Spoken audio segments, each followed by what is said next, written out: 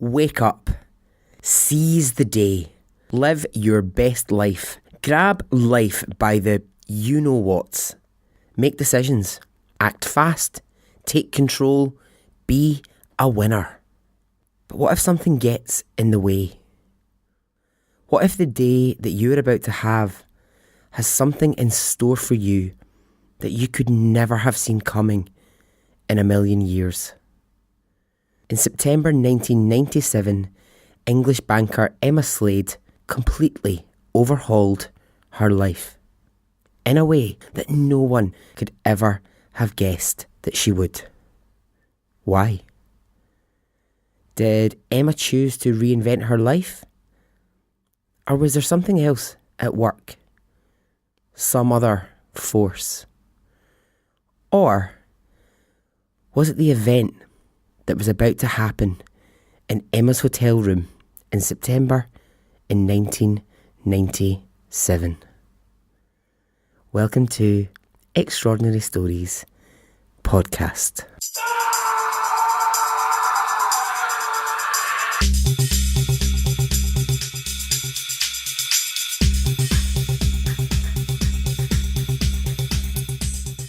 Hey, how are you? Are you well? Are you good? I am. Oh, firstly, I'm so sorry for the delay in getting this episode out. I'm not going to go into the big long story, but if you're on Facebook, if you're in the Extraordinary Stories podcast group, which by the way is an absolutely fantastic group to be in, I might add, full of wonderful extras, you'll know I've had some trouble with the podcast, but I'm not going to dwell on it. That's not my style. Hopefully everything will be sorted as soon as, but I just couldn't wait any longer to get an episode out. So I'm going to do my shout outs and my hellos. Hello to Suzanne Docker. Now, Suzanne has had an accident. She's had a nasty, nasty fall from a horse. Suzanne, what a nightmare. Oh, you must be in so much pain. I really hope that you're recovering well from that. I'm absolutely terrified of horses. I think from a distance they're absolutely beautiful, but up close they really freak me out. So it was your good friend Janet Leonard who asked for that. So Suzanne, I really hope you're getting better. Hello Mysterious Circumstances podcast. That is a great listen. If you haven't got into Mysterious Circumstances, give it a go. Justin Rimmel is doing a fantastic job there. In other podcast news, I'm just going to say 2 words. It's been everywhere, so you'll know what I'm talking about. Dirty John. That's all I'm going to say. If you have not done Dirty John yet, get into it. You're going to love it. Hello to Marina dos Santos. Thank you for the kind contribution. And hi to Lee Dooley. Thanks for being patient and waiting for a new episode. Okay, right, Barry, get on with it. Okay, so this episode is called Life as I Knew It, and I'm not going to explain. It'll all just become clear. Okay, let's go.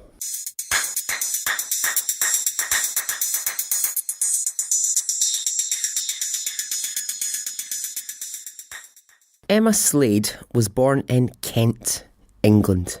Kent gets described as the Garden of England. It's a very, very green, very beautiful countryside. I've never been to Kent, somewhere I'd quite like to go at some point. I'm not in a rush to get there, but, I'd quite like to see it at some point. It's meant to be gorgeous. Emma was educated at 2 different universities. She went to Cambridge and she also studied in London. So she'd studied fine art for a period of time, but after the death of her father, she felt, and this is how she puts it, that she wanted to grow up and get a proper job.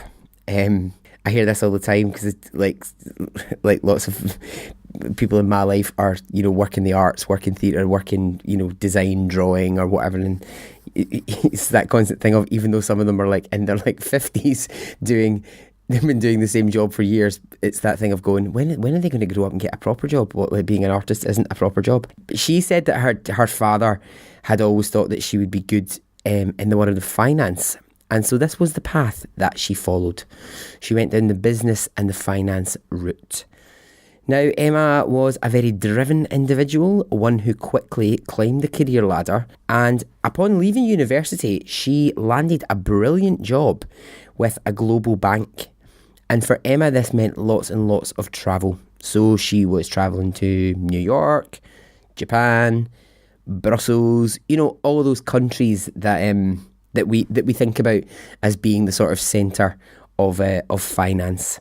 So she's, all over the world doing deals, meeting business leaders, and just generally working in that industry and working at a really high level within it. I'm imagining Emma at this time in sort of power suits with like big shoulder pads and like big hoop earrings, a total dynasty look.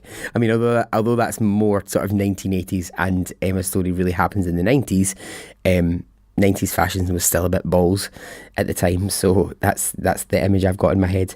Emma was described as being committed to her work with a mental drive and an ambition to succeed. So Emma was single, she was successful, she describes herself as eating spreadsheets for breakfast. She was having a great time in her life. It was busy, yes, she was working exceptionally hard, but she was also living this really jet set lifestyle. She was staying in 5-star hotels, she was being flown first class, hard work, but yeah, okay, she was having a good time with it. It's said that Emma is someone who also questioned the deeper aspects of life. She questioned emotional connections, how human beings work, what life was, what life means, and these are all the things that concerned Emma.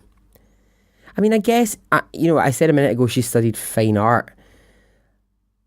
I think if you study any of the arts, there's naturally a kind of opening up of a lot of that questioning through the study of any kind of art. There's a lot of kind of navel gazing, there's a lot of fine artists and, performance artists and whoever who are deeply, and actually sometimes that's how they find their way into that world, if that makes any sense, because actually they're so deeply concerned with what does life mean, who am I as a human being. And I'm not saying that anyone who doesn't study that or who doesn't have that as their career doesn't ask those questions, because I think there's so many who do, but I'm just saying that there is an alignment between her previous study before she went into business and finance and the sort of questions that she had about life. So Emma, in 1997, she was on one of her business trips, and the trip found her in Jakarta, which is in Indonesia. Now, this was no real special trip. This was just another trip for Emma in her yearly working calendar. So she was there to meet face-to-face with a company who her own company back in the UK were dealing with. And the trip was going pretty well. She had meeting after meeting after meeting, and after a day of just full-on meetings, she headed back to her 4-star hotel room. So she'd been working hard, she just wanted to go home and unwind. Emma Slade opened her hotel room door, and she came face to face with a man standing in her hotel room. The man was pointing a gun at her. She froze in the doorway, terrified and in shock. The man prodded the gun into her chest and led her from the door into the room. He ordered her to lie on the floor. He then raided through Emma's belongings, her jewellery, her clothes, her briefcase. He opened every wardrobe, every drawer, and the entire time he had the gun pointed at her. Emma says, "The man with the gun pushed me down onto the carpet. I tried to cower to make my body curl smaller, instinctively covering my head. Oh God, please don't kill me." My words clung to my teeth, and now my whole body was so cold. All I had left were these words, "Oh God, please don't kill me." Emma was in the room with this man for 3 hours. She says, "I truly believed these were my final hours." After 3 long, terrifying hours, there's a sound at the door. It's Emma's rescue. Armed police eventually broke down the door, and Emma says, "As the door opened, I ran. My body ran. Now, bear this in mind. Bear this in mind because this is really important. Bear in mind that she says, my body ran. I'm going to come back to that in a minute. So as she ran, armed police entered the room and a battle with the guns begins. She could hear shots being fired as she ran down the hotel corridor. That same evening, Emma was in a police station and police showed her a photograph of the man that she had been in the room with. In the photograph, the man was slumped against the wall, surrounded by blood. He had been shot to death by the armed police. Emma said that police were delighted to show her this photograph. And if you watch her in any kind of interview, it's so, this moment when she's describing police showing her the photograph. I mean, I've never seen the photograph. I don't think it's ever been released. But you can just see in her mind the image of the man that she was in the room with, dead, slumped against the wall, surrounded by blood. You can see that it is burned into her brain. Do you know that thing I'm talking about when someone's describing something that's really visceral to them, that they can actually still feel that thing? It's still just so present within them. It's that you can just see it when she's describing it. You can see that it's burned right in there. So I'm going to read you some of the things that Emma said after that event.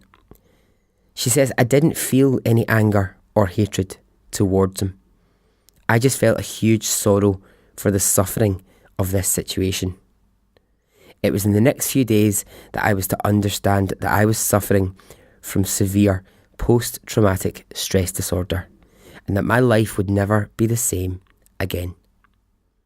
I've tried to make people understand what having post-traumatic stress disorder feels like. For me, it's the confusion of the past and the present. There is no separation. In the days following, I would be sitting in a meeting and I could still smell his skin next to me. I could hear his footsteps moving around the hotel room. I felt a great deal of compassion and sorrow for the man who held me captive, because he came out of the situation worse than I did. The biggest impact for me is the feeling of concern and compassion that I have for him. So remember the thing I mentioned earlier on, the thing that she said about my body ran. And she talks so articulately about this feeling. I think it's the clearest I've ever heard anyone be about PTSD, post-traumatic stress disorder. I'm saying that, right? You all know PTSD stands for post-traumatic stress disorder. I'm going to tell you this. See, when I first started listening to true crime podcasts, I had no idea what the abbreviation PTSD stood for. I would be listening to things for ages, just like nodding along going, that's a great story, thinking, I feel like an idiot that I don't know what PTSD stands for. And then eventually I looked it up. But anyway, that's what it means. But she's clear, Emma, she's very clear that her body left that room, but her mind didn't. Her mind did not leave that situation. So back in her home in England, Emma underwent therapy to deal with what she was trying to process. Although the change had already begun by what had happened in that hotel room, what was to come for her was huge.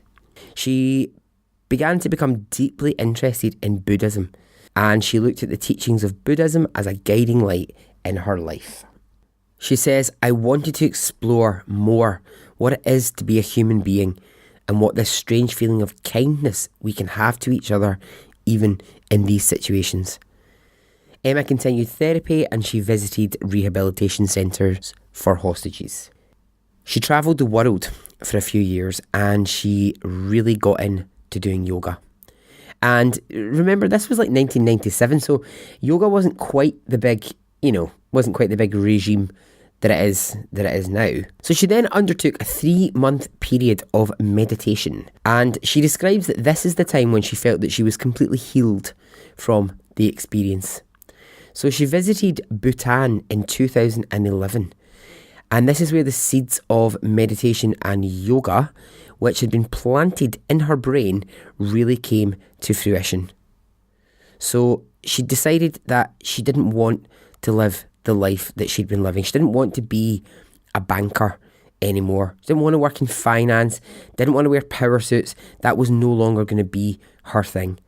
So she invested all of her time into yoga, into meditation, and as of this moment, Emma Slade has been a practicing nun for 5 years after a lama in Bhutan instructed her to investigate her interest in yoga and meditation further. During her studies, she's completed 440,000 Buddhist practices.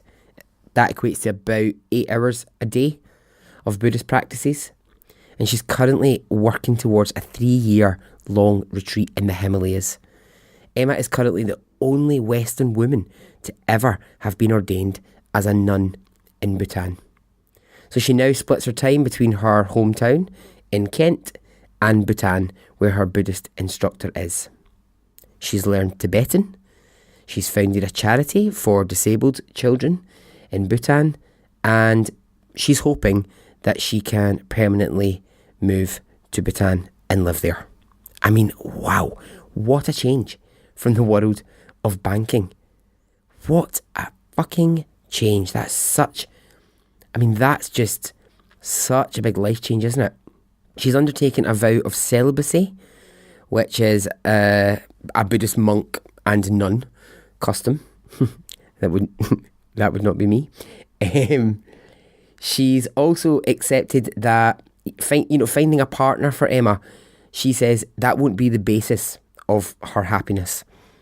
She says, so much of the Western world is driven by the idea that we must find a partner, we must settle down with that partner in order to be happy, and that she is quite happy to say that actually no, that's not how she wants to live her life. She says most people's idea of happiness is inextricably linked with the idea of finding someone they love and spending the rest of their life with them. That's what the idea is in the West. Now, it's quite a big statement, she says, to say, I don't want that, let alone I don't want sex. And that, for her, was a big, big decision. She says, the problem with working in the city, the problem when you work in finance, is that there is a void deep inside you. There is no self-development. And finally, she says, ironically enough, I'm deeply grateful for the hostage situation. If it hadn't happened, I would have carried on, acquiring more suits, staying in fancier hotels, and that was never going to make me the person that I am now. And so ends the story of Emma Slade. Okay, yeah. What a story. I think it's really interesting. I think it's just, yeah. I just think if that had not happened in that hotel room, she would have just carried on. She would have just probably still today, now, have been working in the world of banking and finance and probably been miserable in it, probably been really unhappy. Story 2. I'll talk more about this at the end. Story 2, I find really affecting. I find story 2 has really stayed with me, and I'm still trying to work out why I cannot get this story out of my brain. Okay, we're in Canada for the next story, and it's 1983. It's autumn, and it's a sort of cold kind of day. Cold but clear. The afternoon was bright, but there was snow forecast for the evening. So, Patricia Van Tium and her husband Trevor, they're hiking in the Waterton Lakes National Park in Canada. So Patricia and Trevor, they're both in their 20s at this time. So they're out for a hike, lovely, couples hike. And as they're passing up into some dense pine forest, Patricia begins to get a bit of a bad feeling. She starts thinking something is not right. Now, that feeling, the feeling, we all get it. I think they say now that actually it's a hangover from our days as cavewomen. Because, we sensed danger before we saw it. So I don't know. Maybe I don't know. I kind of think that's maybe there's something true in that. Right. So here's Patricia and Trevor. They're out on their hike, but she's thinking something is not right. Something's not sitting okay with me. Now Trevor says to her, "Ach, you're just paranoid. You're just. I don't know what that is you're feeling. Let's just continue." So the trail that they're on, it's a really popular one, but there was no one really around at the time. So on they go. They're moving forward, and they reach a really nice point where they can gaze on a lovely waterfall. Sounds bloody lovely, but again, this feeling just will not leave Patricia. Something is not right, and she knows it. So they're about to head off again, and she stops. And what stops her is an absolutely awful smell hits her. And she says to Trevor, "What is that smell?" And he says, "Yeah, I can smell it too, but I wouldn't worry about it. It's a dead animal or something. I wouldn't, there's nothing to be concerned about. Let's just move on." And what they didn't know was that near where they were walking, a sheep had died. And what they were smelling was the decomposing body of the sheep. Now, Patricia did say at this point that really concerned her because where there's a dead animal, that may well attract other animals to come to it. But Trevor's like, no, he's really enthusiastic about going on this hike. He really wants to do this. He really wants to do this walk. So he's like, no, come on, we'll be fine. Let's keep going. So he kind of rushes ahead slightly of Patricia. He walks on ahead and he disappears just for a wee second around a corner. So he's just out of her sight for just a wee second. So she picks up her pace to follow him. And as she comes round the corner, she's absolutely unable to comprehend what she's seeing. It takes her a moment, but what she realises is Trevor is on the ground and a bear has its jaws around his leg. The bear sees Patricia coming round the bend and it charges at her. And it was so fast she could barely take it in. So Patricia tries to run back in the direction she was coming from, but the bear catches her. The bear then takes her head in its mouth and it begins to chew. At this point, she can feel its teeth scraping across her skull, ripping away her eye and half of her face. A bear's instinct is to break the jaw of any rival for its food. She said, "My mind folded in. A grizzly bear was chewing on my head. I could hear the crunch of my bones. I could hear heavy animal breathing, and a thick animal smell was in my nose. It was so fast. The bear was chewing my head like a dog chews a bone." In that moment, that fucking awful, terrifying moment, in an act of, I don't know what the hell else I can do here, she reaches up, she grabs the bear's nose and she begins to twist. I mean, she wants to just, in any way that she can, hurt the bear, stun the bear, do something, just do anything. So the bear jumps back, it barks at her and it stands aside, and then it begins to pace up and down in front of her. And the only thing Patricia can think to do is play dead. So she lays there completely still. Fuck me. Can you imagine?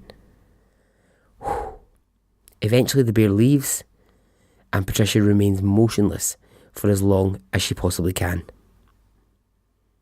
When it had been silent for a long, long time and she was sure that the bear was not nearby, she tries to stand, she tries to get to grips with what's happened to her body, and she realises at this point she's really struggling to see. She's having real difficulty seeing in front of her. She can't really stand properly. She's struggling to walk, and so she collapses. Now by this time the snow had begun to fall. So she's lying in the snow, hypothermic, near to death, and some hikers pass by and they find her. Thank God they found her. Somehow they manage to carry her down the trail and they find the search and rescue team. Now it's not until she reaches the hospital that she learns that Trevor has survived and is expected to live. Once the rescue team had taken Patricia down, they came back, got Trevor. So her stay in hospital is a torturous time for Patricia. She has to have so many surgical procedures done on her face, on her head, on her eyes. She's completely lost one of her eyes. And for weeks she remains in hospital. She was completely blind for about 3 weeks. Sight came back into the one eye that she had remaining, but for about 3 weeks she couldn't see anything out of it. The bear took not only her skin and her scalp, but the muscles of the neck that hold up her head. So the surgeons had to take a part of her back muscle and graft it into place as a substitute. Skin from around her body, it was taken to cover the neck and the bits of her head that had been really badly damaged. She was informed that her left eye, where the bear had eaten away the cheekbone, would never move again. Oh God. So she lay in the hospital bed and doctors did everything they could to fix the physical attack on her. The mental scars that Patricia would go on to suffer were only just beginning. Now in the hospital she was having hallucinations. She was having flashbacks and constant nightmares. The bear was in the hall. The bear was in the room. The bear was everywhere she went. The bear was going to jump on the bed. The bear was literally stalking all of Patricia's thoughts. So this happened when Patricia was 24 years old, and at the time she was working as a hospital nurse and Trevor was a third-year medical student. A month after the attack, they were able to leave the hospital and they went to live with Patricia's parents. So, where was Patricia now in the process of dealing with her attack? Well, the answer is this: sadly, not in a good place at all. She just felt terror at all times. And also, she felt real shame at her disfigurement. She felt weak, she felt vulnerable, she was apprehensive all the time. She felt like every time she got in a car, the car was going to crash. Every time she turned the cooker on, she was going to blow the house up. She was beginning to just now anticipate disaster at every turn in her life. She was really starting to fear that everything she did had the potential to be harmful. She, at her parents' house, would say things like, I grew up in this house, I've lived here, so many years, but now I'm a stranger in this house. I don't understand myself in this house anymore. She'd lost connection with her family, with everything. She was just, her whole life was just beginning to crumble in front of her. And now Trevor, I will say, he was pretty badly injured as well. His head and his face had been pretty badly attacked by the bear. Not quite as bad as Patricia's, but he had a lot of stitches in his face and his jaw had been broken. His leg had been ripped open by the bear and had had to be sewn back together. Despite that, Trevor's feelings on it were that he actually felt very lucky to be alive. He was happy to kind of put the experience behind him, and he really wanted him and Patricia to just move on.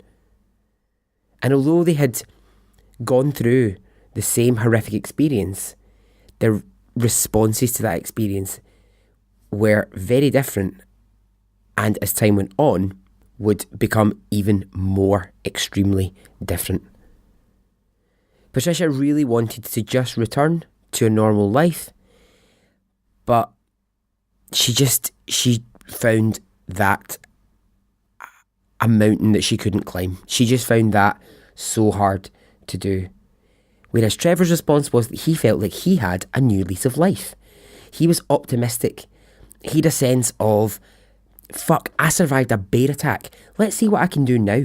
Let's see, I can do anything in the world. I've been given a second chance. You know, you people talk about that, like you have a near-death experience and people go, I fear nothing. Now I'm going to go out there and I'm just going to grab the world by the balls. I'm just going to go out there and do stuff. And it's great for Trevor that he felt like that, but it's just not where Patricia was at all. She was still suffering from nightmares and hallucinations and a constant feeling that the bear was coming back to get her. And Trevor started to lose patience with her because she was just reliving the incident all the time. And this makes me really sad. When they were staying at Patricia's house, she would sit and she would look out of the window, vigilant, expecting that the bear was going to come back at any moment. So things like Trevor and, you know, her parents, they would say, okay, let's go out for a walk. Let's get out of the house today. And she was either too scared to go, or she would leave the house with them. And within a couple of minutes, she would be so terrified she would have to go back to the house. And but then she would get frustrated with herself and she'd start shouting, there's nothing there. You're going mad. Stop it. Stop looking for this fucking bear to come back because it's not going to come back. So she and Trevor, they went to therapy. He was really trying to be his most patient that he could possibly be. Her family were doing everything that they could. They were rallying around her. But it's just said that every time anyone tried but at least look on the bright side, at least you're alive, it would just actually send her into a rage. She didn't want to hear any of that. I mean, I'm making it sound a little bit like Trevor was, skipping down the roads like he was in a musical. Nah, everything's fine. He did have nightmares. Yes, of course, he had some post-traumatic stress disorder. Yes, he had some stuff to deal with, but it's just that his struggle with it just wasn't quite as bad as Patricia's. I just realised there I was making him sound like he was, dancing in the streets, but he wasn't. What Trevor did was Trevor suppressed it. He just pushed it to a bit in his brain where he was like, I'm not going to deal with it. It's happened. I'm over it. I'm just going to move on. And actually, a psychiatrist at the time said that actually suppression is sometimes the best way to deal with things. I'm not sure that it is. I think this happened in the 80s. Maybe the world of psychiatry has moved on, because I don't think the message these days is just suppress it and move on. But anyway, that's exactly what Trevor had done. I'm not one to argue with a psychologist because I'm not one, but I just think I think we're living in the age where you process things, you deal with your emotions. So Trevor tried really hard to force like a sort of hard-nosed logic, with Patricia. He would say to her, we won't be attacked again. It won't happen to us. But she just could never believe that was never going to happen. Patricia had to go through more surgery because her face became incredibly infected, and this just added to the pain. She had to go back into hospital, and she was in hospital for a long time, getting more and more and more surgery done. The thing that was driving them apart a lot was actually, and I can kind of get this, what Patricia kept coming back to was that she had the sense. She sensed something wasn't right. Her, as I said, cave woman senses. She knew something was not right as they were going on that hike, and Trevor ignored it. But she knew, and that's something that as a couple they could never really get beyond. So a full decade after the bear attack, Patricia had still not moved on. She still expected the bear to be around corners, and she was still having horrific nightmares. She and Trevor went on to have children. He went on to be quite a successful doctor, but for Patricia, she would spend days curled up in a room under a blanket, just completely unable to function. Trevor, he took the world on by seeking new physical pursuits. He started mountaineering, climbing, sailing. He actually built a built a house for them to live in. He built it himself. He furnished the whole entire thing. And in effect, he became a bit of a single parent to him and Patricia's children. Patricia, oh God, this breaks my heart. She began a journey which would involve many psychiatric hospitals. She was on and off different drugs. She was in constant therapy. Years later, she was still receiving surgery on her face. More pain, more depressions, and just more hiding under the blanket in case the bear came back. So 15 years later, she was reading obsessively now about bears and about people being attacked by bears. And she wrote a book about it. She wrote a book, basically people were suggesting to her that maybe if you could process it through writing, it might be a way for you to deal with it. But it didn't really work. She wrote the book, but it didn't help her to process it. And on December 14th, 2005, Patricia checked herself into a hotel in British Columbia and she took her own life, leaving behind Trevor and 4 children. Patricia had fought the bear for 22 years. Wow, what a tragic end to a life. What an absolutely tragic event to have just taken over your whole existence. And I said that before I started, but I don't know why this Patricia story really stays with me. I think it's this idea that actually, like, I like to tell you lots of different kinds of stories, and people are premeditated, and people survive things and get through things, and I just love a really human story. I just love to hear people go through things and they come through things. But I think it's the fact that she just could never come through something that's so random. She could have been anywhere on that day, but she just happened to be on that trail, and her instincts told her something bad was going to happen, and the something bad that's going to happen eventually killed her. Okay, that's the end of the stories for this episode. So I'm just going to quickly actually tell you about my extraordinary person of the episode. I'm going to tell you about Michael J. Baines. Now, you might know him. He is better known on social media as the man that rescues dogs. So he left his home in the United States and he went to Thailand to work in a restaurant. And while he was there, a mother dog who had just given birth to some puppies wandered over to him. Now, this dog was really skinny and really needed help. And at that moment, his life entirely changed because he found his calling. He decided he was just going to dedicate his life to rescuing dogs in need. So there are about 80 street dogs and he feeds them every single day. He makes a combination of dry dog food, rice, oil and steamed fish or chicken. And he takes it around and he feeds every dog that he can find. There's videos of it on YouTube, you'll find it everywhere. It's so cute. He brings out the food and these dogs know it's coming. He's got a real relationship with these street dogs now. He's done so much, this guy, to help homeless dogs. He doesn't even just stop at feeding dogs. He has helped to try and find houses for them. He's made sure that they get the right medical attention. He's a real hero. He is a hero. Yeah, I think I'm such a dog lover. Anyone who can dedicate their time to helping dogs that need it gets a massive thumbs up from me.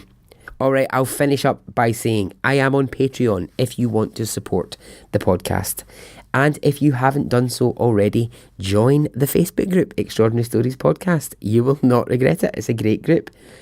Okay, as always, if you know a great story, an extraordinary story, let me know. Okay? Goodbye.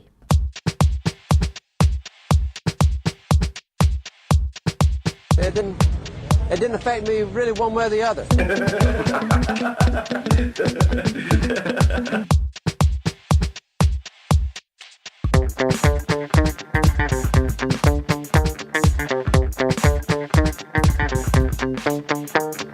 I would imagine from the look on his face